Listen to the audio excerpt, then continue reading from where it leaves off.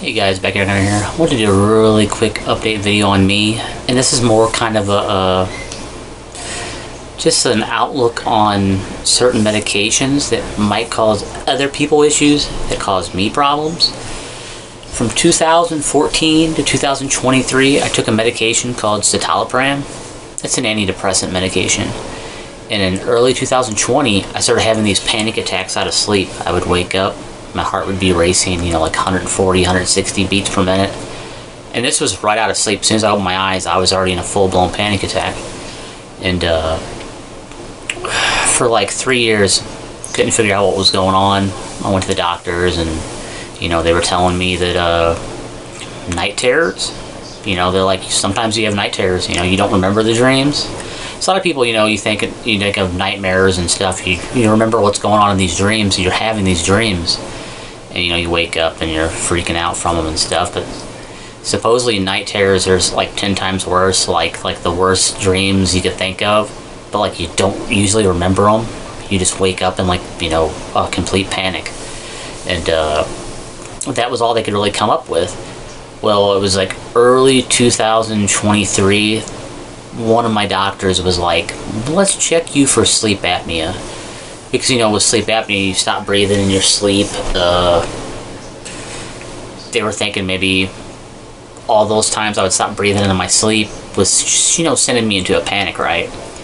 And I would wake up and, my heart's beating really, really quick. Not a normal rate, because your heart's not really supposed to beat over 100 beats per minute. They say like 60 to, 90 is a good range. Over 100, they consider was a tachycardia. That's what they call that, when your heart's beating too fast. Well, anyways, they had me do an at-home sleep apnea test. If you remember the older videos, I was getting really overweight. I was over like 200 pounds, and I'm like 5'8". I'm a short guy. So when they got done with the at-home sleep apnea test, I brought it back up to them. They plug it into a computer or whatever, and they have to go through all the results. And they said that I was borderline, obstructive sleep apnea. I guess because I was snoring real loud. It was picking up a lot of snores. And I asked them, well, what could I do to get rid of this? And they told me possibly weight loss can work, unless it's an actual obstruction, like, your nose is not built right, or something with your throat's not built right, and it's keeping you from breathing properly when you go to bed. So I lost weight, right? I lost over like 30 pounds. I went from over 200 pounds to down to 170. Right now I'm 171. I've kept the weight off. Go me, I guess. But anyways, in 2023, I got off antidepressants. And I was taking citalopram. And then all of a sudden, all those panic attacks stopped. Stopped having them. This is before I even lost the weight.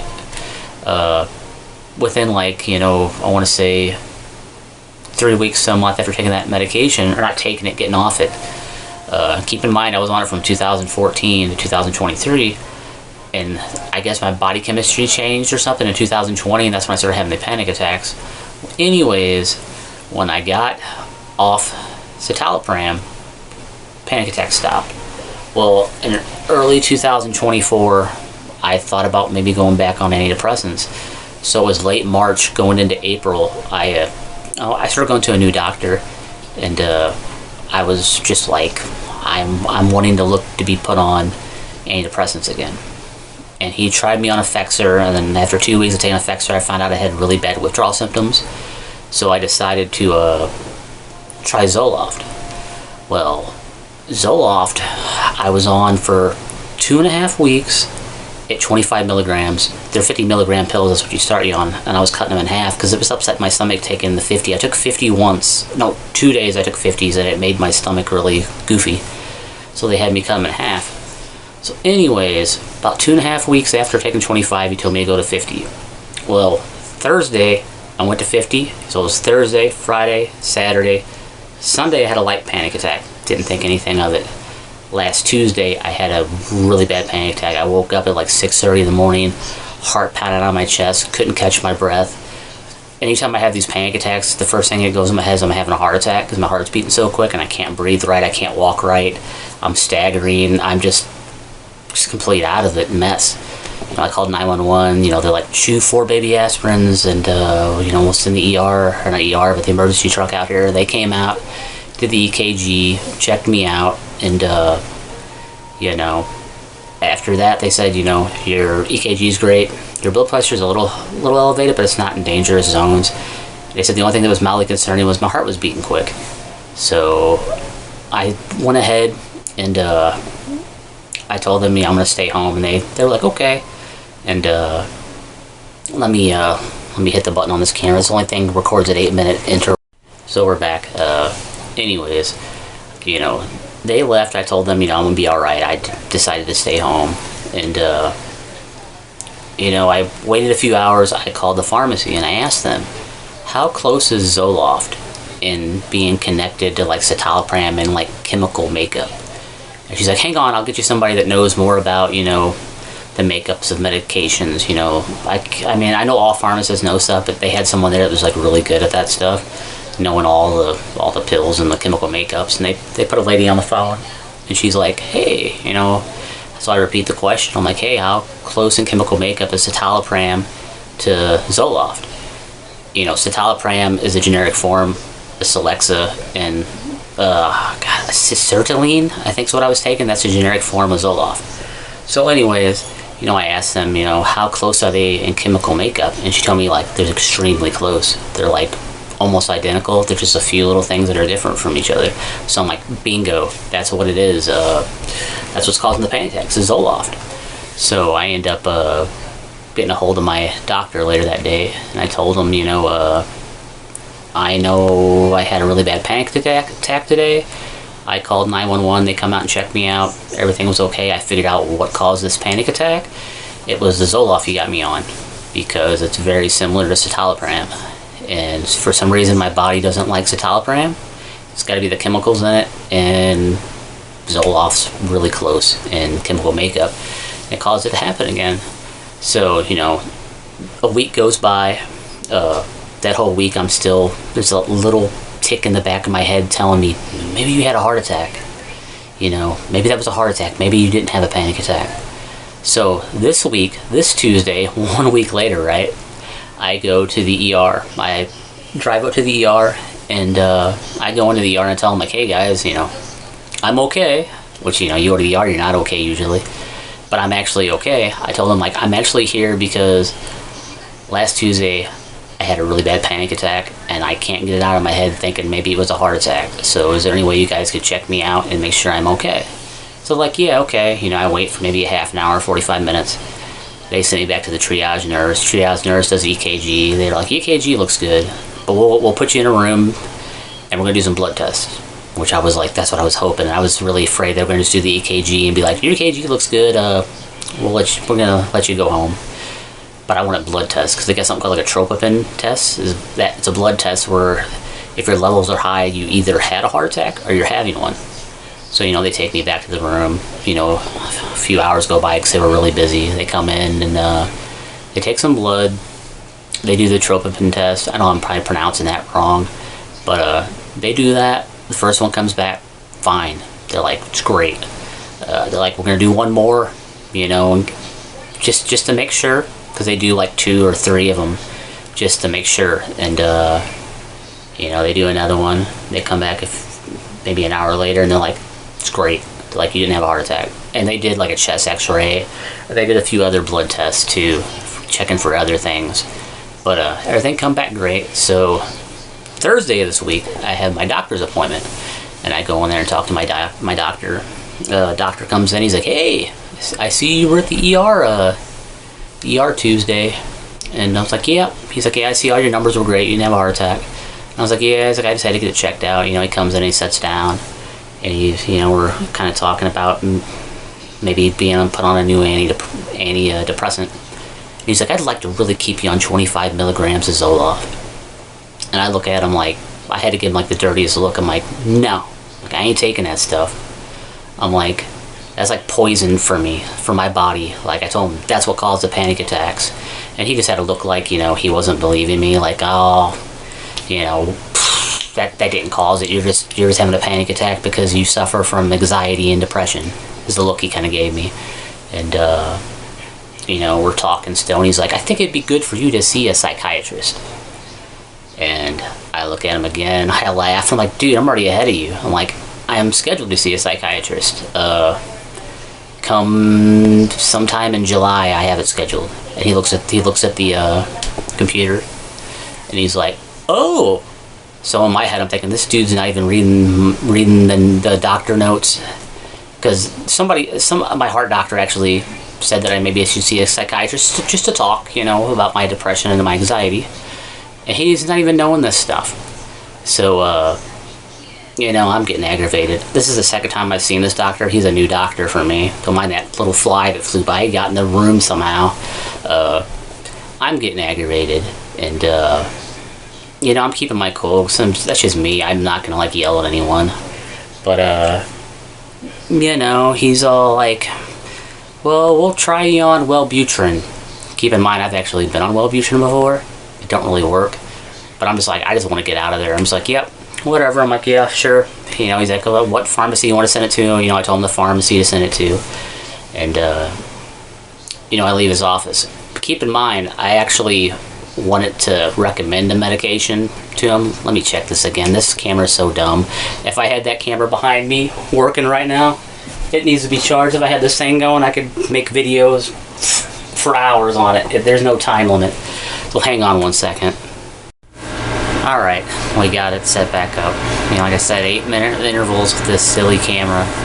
Well, I ended up calling the doctor's office Friday morning, telling them, I really want to try a medication called Remeron. My good friend takes Remeron, and it does stuff for depression, anxiety, insomnia, which I have really bad insomnia, and sleep apnea it helps with, supposedly. That's what it says when I read up on it. And I thought, well, that's 3 things I suffer from. I'm pretty sure the sleep apnea thing was just my weight issue. But anyways, I called the doctor's office, and I tell them, hey, I really don't want to do the Wellbutrin. I've took it before. It doesn't work for me. And the nurse lady, she's like, okay, I'll tell your doctor, which, I'll send the message to him, and we'll see what he wants to do. Well, I ended up calling 2 minutes before the place closes, and she's like, hey,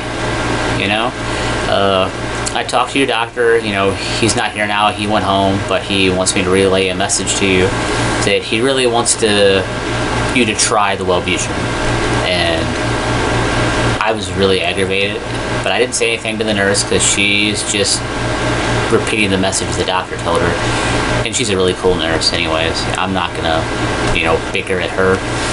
And, she's like, I'd really like to keep you taking the Wellbutrin. Keep in mind, I haven't even picked up the prescription yet, which he put on, order Thursday, and this is Friday morning when I'm calling. So I just agree with her, like, okay. And she's like, it takes about 6-8 weeks to really get the full effect. I'm like, okay. And, she's like, I really hope you have a, nice weekend. Hope things get better for you. And, I tell her, like, yeah, I hope your weekend's awesome too. And, hope things go good for you for your weekend. And I got off the phone with her, and I was pretty much just like, yeah, I'm finding a new doctor, because, it's like these doctors I keep going to keep rotating the same 3 or 4 medications over and over, and I can't take citalopram, which is the generic form of Celexa, so I can't take Celexa either. I can't take Zoloft, because it's just like citalopram's, causing panic attacks. And I can't take sertraline, which is the generic form of Zoloft. That's what I was on. They're all so similar to each other, and it's like I go to a medical company, I guess you'd want to call them. They have own hospitals and ERs and all that junk. It's called Mercy. I don't know if Mercy works in other countries, if they own, properties and junk in other countries, but in the United States, it's one of the biggest medical provider, I don't know what you'd refer to them, just medical, they got their buildings and their hospitals and their clinics and all that junk. And I don't know if they have stock options, or they're getting kickbacks from pharmaceutical companies for these medications that they just keep rotating me on.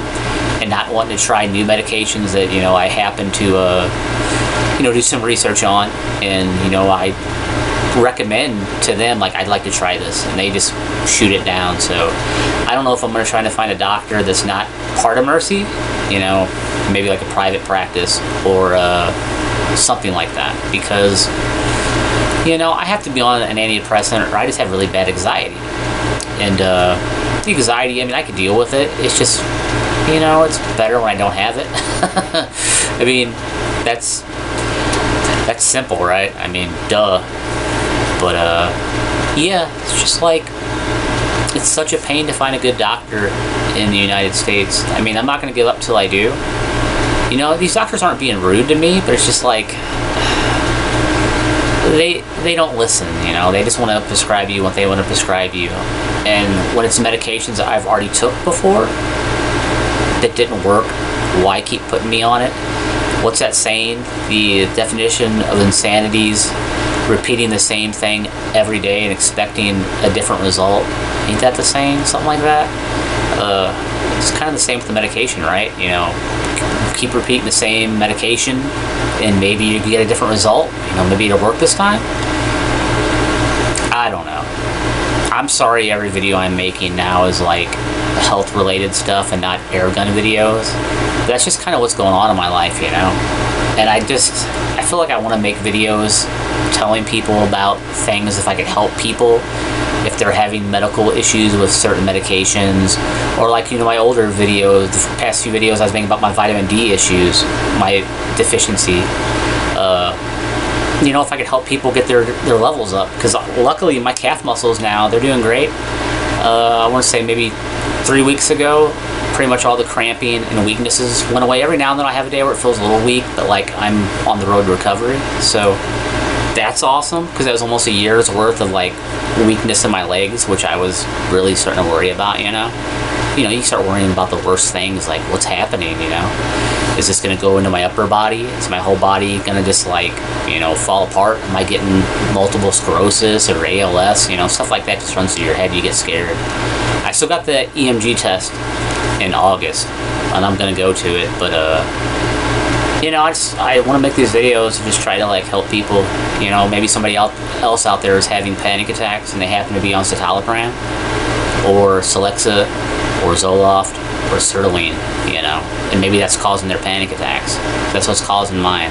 And I was having them out of sleep. Every time they happened, it was out of sleep. 100% out of sleep. Anytime I'd wake up, and that's why they thought maybe it was sleep apnea. But yeah, I just wanted to make a quick video.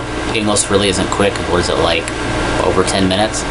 But just kind of what's going on with me and more of my issues. I mean, I know some people keep their issues private, but you know, I'm a pretty open person, and figured maybe you guys are, you know, interested in what's going on with me, and you know, I want to let you guys know what's going on.